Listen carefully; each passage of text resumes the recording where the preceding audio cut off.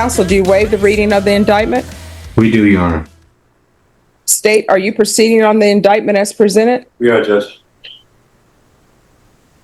Ms. Torres, did you review the court admonishments with your attorney? Did you understand it and sign it in all the appropriate places? Yes, ma'am. Did you understand you're charged with fraudulent use of possession of identifying information less than 5 items as a state jail felony? Yes. Range of punishment is anywhere from 180 days up to 2 years in the state jail facility and up to $10,000 fine. If you have a plea with the state, the court does not have to follow your plea. If for any reason the court does not follow your plea and gives you more than you bargained for, the fact that you entered a question I have with regards to restitution, from reading through it, it appears that the check wasn't, no funds were given in exchange for the check. I thought I read that they were. I could be reading it incorrectly, but what it says is they placed there was a stop payment on the check. Because it said attempted to cash a fraudulent check. The people that the check was made out to was made whole, and the bank is the one that had to cover the fund. Okay. Yes, Judge, that's our understanding. From the notes, it appears that the check cashing location, ESL Financial, was the one that was that law firm funds. Okay. So, all right, let me just read. All right, I see where it says, counsel, in the notes, I see where it says, not in the notes, but in the police report, it says that it had been cashed at one of their locations. And then the company, once they gave funds to your client, then that company sent the check to the bank. And then the bank said, stop payment for it. So the people who are owed the money is the PLS, check cashers of Texas. ESL Financial. Okay. PLS or PSL? PLS, check cashers of Texas, Inc. Okay, you say 1509. 1509 and 59 cents.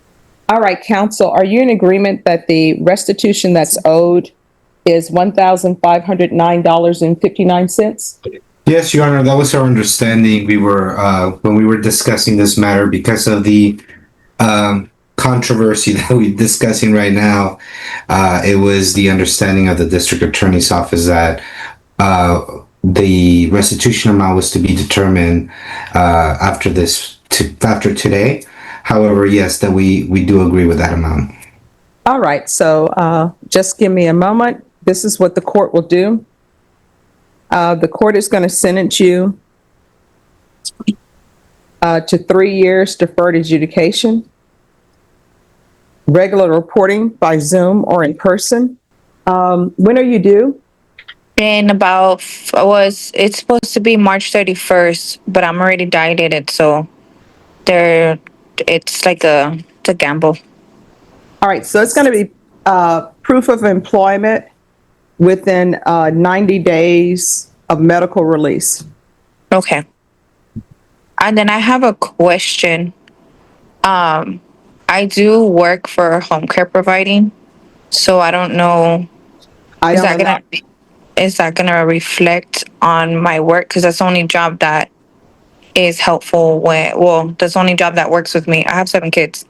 I'm about to have 8. So that's the only one that is more compatible with my hourly and stuff on picking them up. Like, that's the only boss that I can find that's understanding.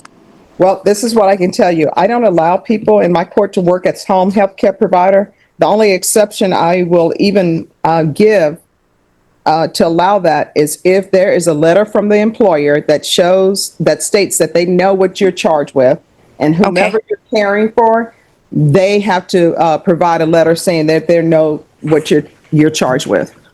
Okay.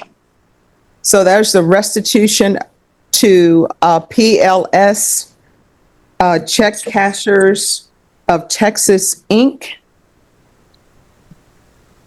And the amount of $1,509.59.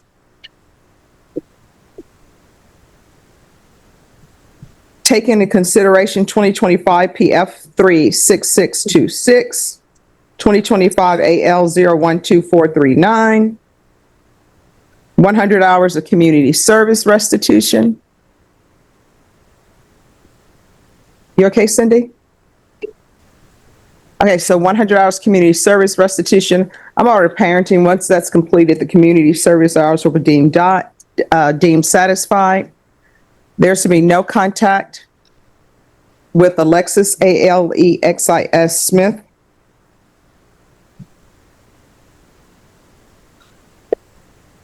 And I'll order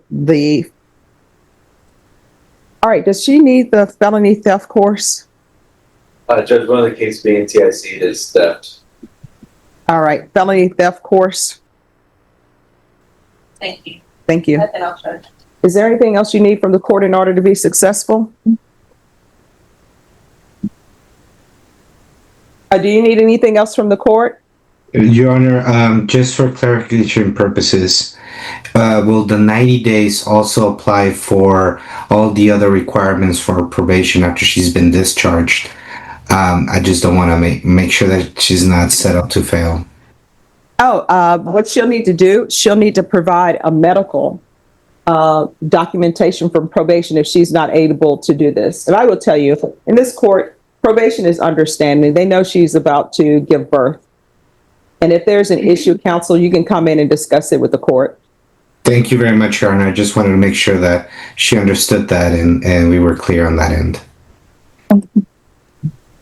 And then Vashon, she's only allowed to work with home health care, and I'll only consider it if she provides documentation from her employer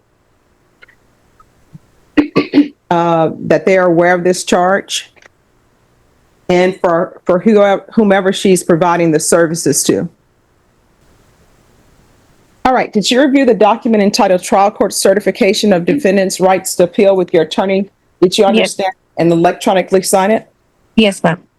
All right, because this is plea bargain agreement, because I followed your plea bargain agreement, and because you waive your right to appeal, you do not have the court's permission to appeal.